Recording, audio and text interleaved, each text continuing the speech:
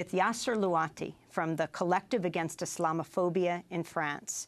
CNN anchors John Vose and Aisha Sissay spent several minutes grilling their guest on the role of the Muslim community in the Paris attacks. It seems to me that this was a pretty big plan. Surely someone beyond the 7 guys who have been killed over the last 48 hours would have to have known something, and that was probably within the Muslim community, but yet no one said anything.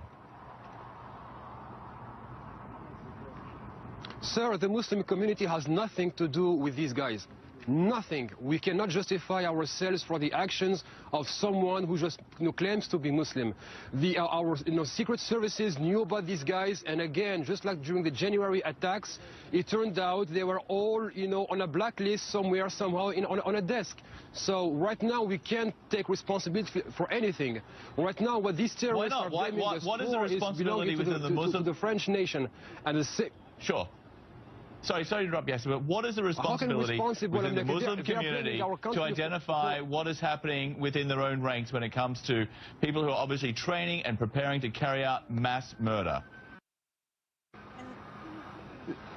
No, sir. No. They were not from our ranks. If they were trained abroad. And what these terrorists are blaming our country for is for its failed foreign policy. When the interview concluded with Louati, the anchors, John Vose and Aisha Sissay, had this discussion.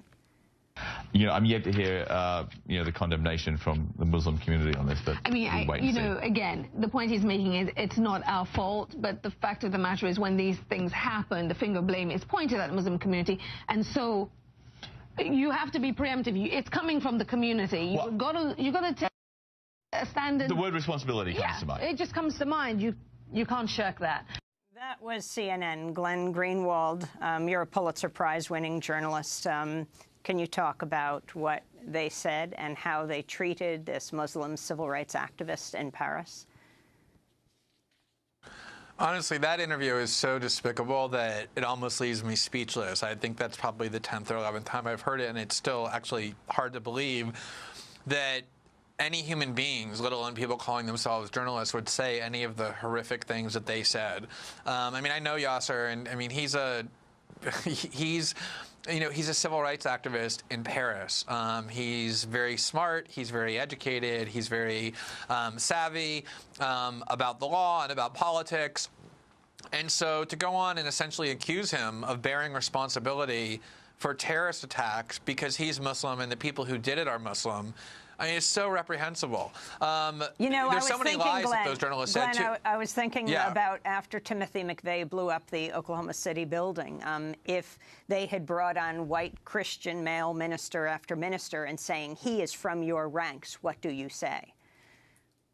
Yeah, or imagine if they did a story on the Israeli who went to the gay and lesbian pride parade in Jerusalem a couple months ago and stabbed 6 people, and then every time they had a Jewish guest on, they said, why didn't you Jews, who obviously knew about this, do anything to stop it, and why aren't you as Jews condemning this, and you bear responsibility?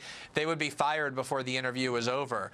They also said that, no Muslims are condemning this, which is a total lie. Every leading Muslim organization in the West issued statements immediately condemning the Paris attacks like they always do in these cases. I wish they actually wouldn't do it because it bolsters the idea that they have the obligation. But the reality is that they did. So, I mean, that's just one small part is the lie that these journalists told. And then the other part is to say, you as Muslims obviously knew about this plot and had the responsibility to stop it and yet failed to do so.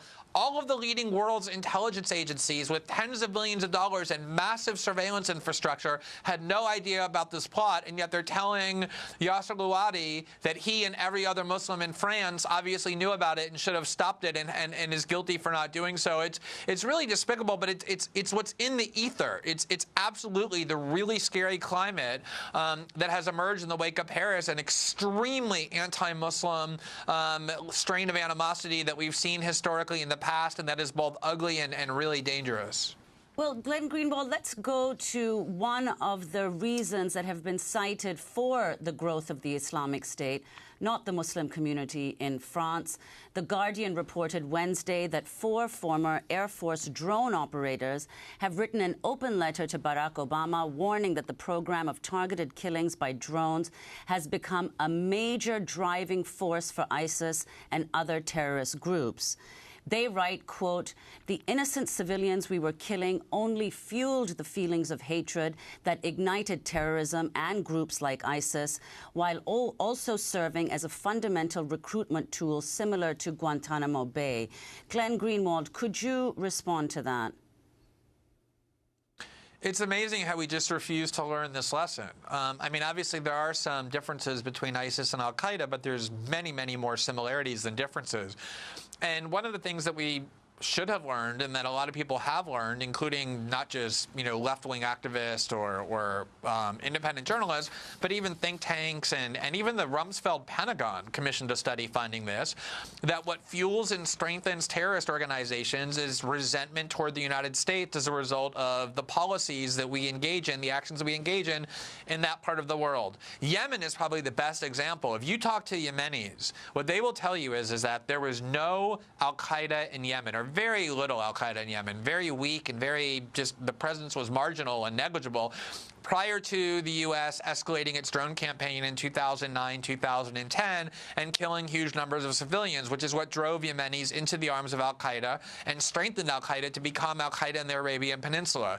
And so, of course, you will always have violent extremists. We have them in the United States, as Amy mentioned earlier, you know, people who are like Timothy McVeigh, anti-government extremist, or Christian extremist who kill abortion doctors, or white supremacists who go into a church in Charleston and shoot up people in a church for no reason other than hatred of their race. So you're always going to have violent extremists. You can't eliminate that. We're always going to have ISIS. You can't eliminate that. The question then becomes, how do you avoid giving them an infrastructure of support and fueling and strengthening the willingness of people to run into their arms? And so much of what we're doing, from dropping bombs on civilians in virtually, you know, in multiple countries in that region, to pouring weapons and money into that region that end up in the hands of ISIS, is absolutely strengthening them. And as these 4 Air Force whistleblowers said this morning, the Obama drone campaign is a major recruitment tool for ISIS, because people in that region constantly see, just like we just saw in Paris, they constantly see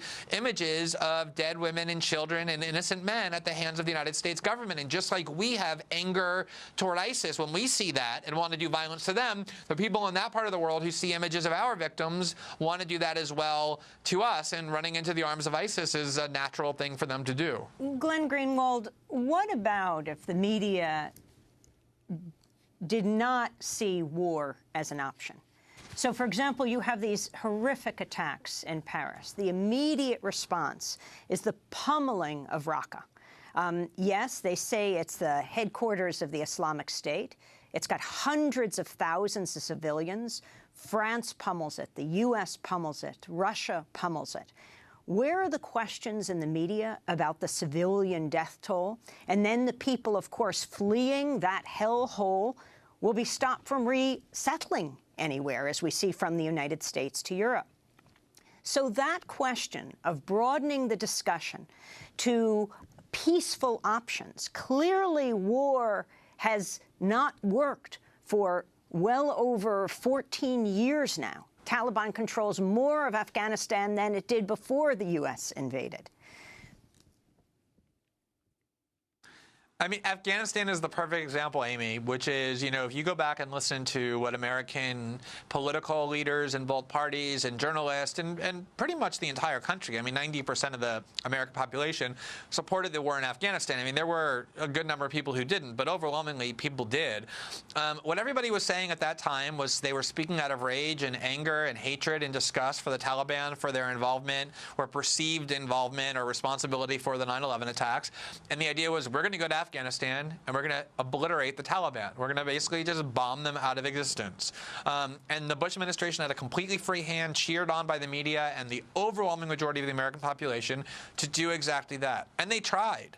And yet, as you just said, 13 years later, the Taliban is stronger than ever, because you cannot do that. All you end up doing is turning the people of Afghanistan against you and therefore driving them into the arms of the Taliban. We just won't learn that lesson. And the reason we won't learn that lesson is twofold. Number one is a lot of what is being stoked are really potent instincts in human nature. Our tribalistic instinct, our desire for vengeance, our desire to otherize people and then destroy them. And so when you see carnage in Paris, I'm sure it's true for you, I know it's true for me, all of us have that impulse to say the people who did this are monsters and we want to destroy them.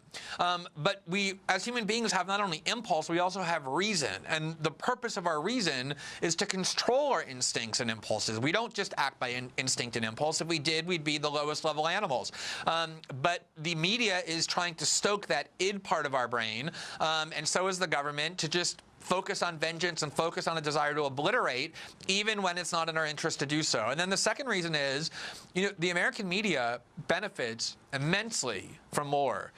Huge number of people watch CNN and MSNBC when there are wars.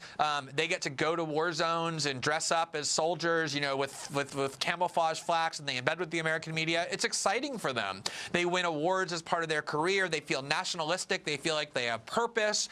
Telling people that they're part of a civilization war and fighting for freedom and democracy, that makes people feel really good, especially journalists. And so journalists are hungry for war. You could basically see them drooling in that press conference they did with Obama a few days ago, where they tried to badger him into sending ground troops into Syria.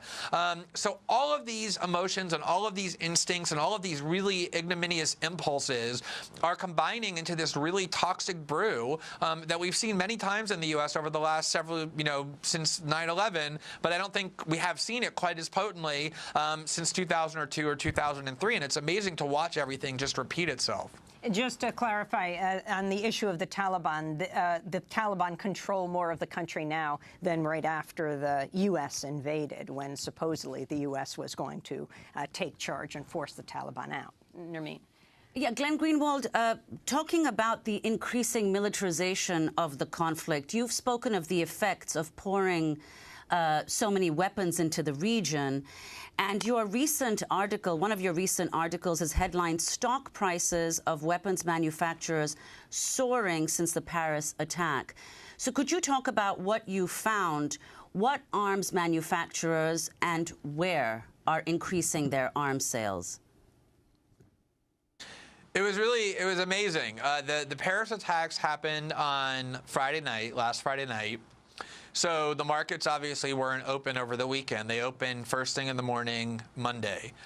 Instantly, if you look at the charts of the stock prices of the leading weapons manufacturers, not only in the United States, but also in France, there was a massive leap the minute the markets opened. It was like investors were frothing at the mouth to buy the stock of the leading arms manufacturers, such as Boeing, General Dynamics, Raytheon, and then in France, the leading one is Thales, is the French pronunciation, I believe. And in each case, you see this straight up vertical line beginning right at the beginning of the day, and then throughout the day the stock prices continue to increase from anywhere to 3 to 5 to 6%, and then the following day in a lot of cases it continued, even as the rest of the market was basically flat or up very, very slightly. There was a huge gap between the weapons manufacturers' stock prices and the rest of the market, and the reason is obvious, which is every time there's a terrorist attack, Western leaders exploit that attack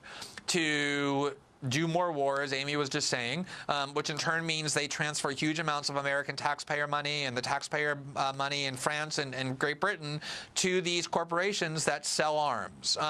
And so investors are fully aware that the main people who are going to benefit from this escalation as a result of Paris are not the American people or the people of the West, certainly not the people of Syria. It's essentially the military industrial complex that is going to profit greatly.